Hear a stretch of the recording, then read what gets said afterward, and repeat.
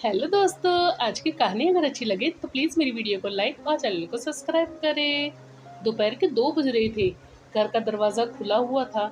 Shivani hall में बैठकर खाना खा रही थी कि घर के बाकी सदस्य चेहरे पर उदासी लिए घर में आए। शिवानी ने अपना खाना जारी ही रखा। शिवानी को इस तरह खाना खाते देख सासू माँ ने ताना कसा। यहाँ तो सबका खाना छूट गया है और इसे देखो, आराम से बैठकर खाना खा रही है। क्या यही होते हैं बहू के लक्षण? शिवानी ने उनकी बात को सुना अनसुना किया और अपने खाने में ही लगी रही। सासू माँ ने गुस्सा होते हुए कहा, यहाँ कर्जा उतारने के चक्कर में मेरे और छोटी बहू के सारे गहने बिक गए और इसे देखो, कोई फर्क ही नहीं पड़ता। खाने में देखो, आलू पूरी खा रही है। पहली बात तो ये है कि इस घर में होता क्या है मुझे नहीं पता। दूसरी बात, मेरी मर्जी मुझे क्या खाना है। और रही बात आपके गहने बिकने की, तो मैं क्या कर सकती हूँ। ये तो आप लोगों के कर्म थे जो लौट कर आए हैं। शिवानी के इतना कहते ही सासू माँ कुछ कहती, इससे पहले पंकज ने इशारे से चुप करा दिया। शिवानी खाना खाकर अपने बर्तन रसोई में रखने गई। उसके बाद सीधे अपने कमरे में चली गई और वहां जाकर पलंग पर लेट गई। पलंग पर लेटते ही पिछली बातें उसके दिमाग में घूमने लगी। उस दिन सुबह से शिवानी इधर से उधर घूमे जा रही थी। पंकज भी अभी तक घर नहीं पहुंचे थे। शिवानी परेशान हो चुकी थी, लेकिन घर में किसी को भी इस बात से कोई लेना देना नहीं था। आखिर देवर ने सासू माँ की तरफ इशारा किया तो सासू माँ ने बेरुखी से कहा, हमने तो पहले ही कहा था फालतू का कर्जा लेने की जरूरत नहीं है, पर सुनता कौन है। रख दिया अपने गहने गिरवी, अब परेशान हो रहे हैं। बड़ों की बात नहीं सुनेंगे तो ऐसा ही होगा।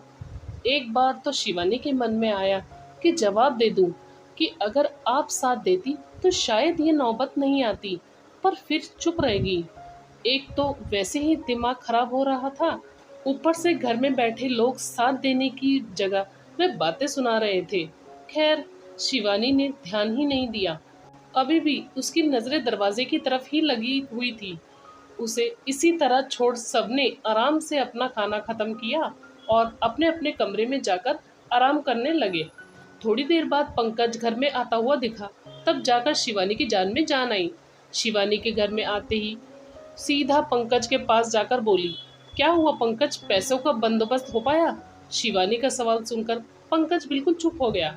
उसकी चुप्पी देखकर शिवानी को ये एहसास हो गया कि पैसों का बंदोबस्त नहीं हो पाया है, पर पंकज की सुबह से भूखा प्यासा है ये सोचकर शिवानी ने उससे कहा, कोई बात नहीं, पहले खाना खा लो, फिर सोचते हैं कि क्या करना है।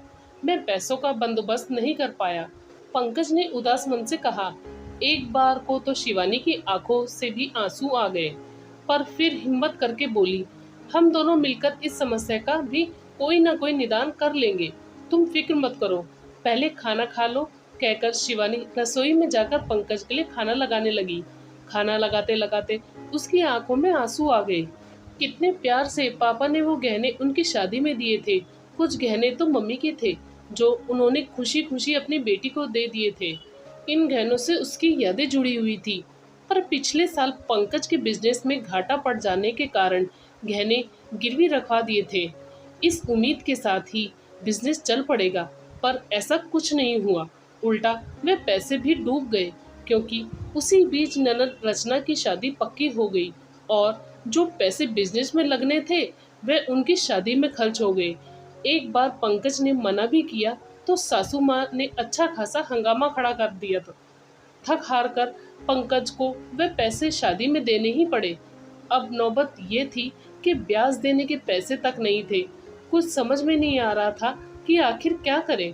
सासू माँ और देवर से मदद भी मांगी, पर उन्होंने साफ मना कर दिया, ये कहकर कि हमसे पूछकर कर्जा लिया था क्या, जबकि उन लोगों का काम अच्छा चल रहा था।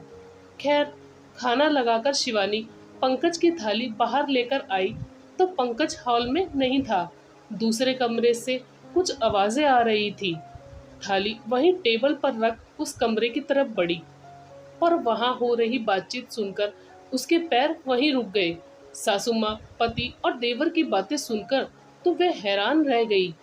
कहाँ घूम रहा था इतनी देर तक पंकज? कुछ नहीं माँ, बस आज अपनी पसंद की फिल्म देखने गया था, पर पता नहीं क्यों शिवानी के लिए थोड़ा बुरा लग रहा है। अब हम क्या कर सकते हैं? अपने पिताजी के इलाज के लिए अपनी एफडी दे दी, पर ननद की शादी के लिए पैसे ना निकले। क्या हुआ? उसके पिताजी तो रहे नहीं और पैसे भी डूब गए।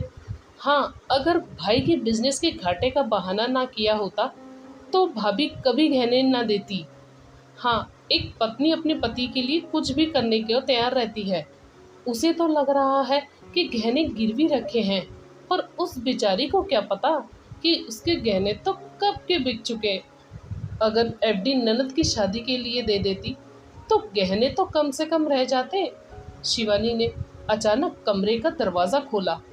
एक पल के लिए तो सबकी बोलती बंद हो गई। थोड़ी देर बाद पहले जिन आंखों में आंसू थे, अब उनमें अंगारे बरस रहे थे। कमरे में पहुंचकर सबसे पहले उसने पंकज के गाल पर एक जोरदार थप्पड़ जड़ दिया। पति हो तुम मेरे, बोलते हुए भी शर्म आ रही है। मेरे प्यार का ये सिला दिया तुमने, मेरी भावनाओं का इस तरह अपमान किया तुमने। बहू, तेरी हिम्मत कैसी हुई पंकज पर हाथ उठाने की? अब भी घर से धक्के मार कर निकाल दूंगी तुझे।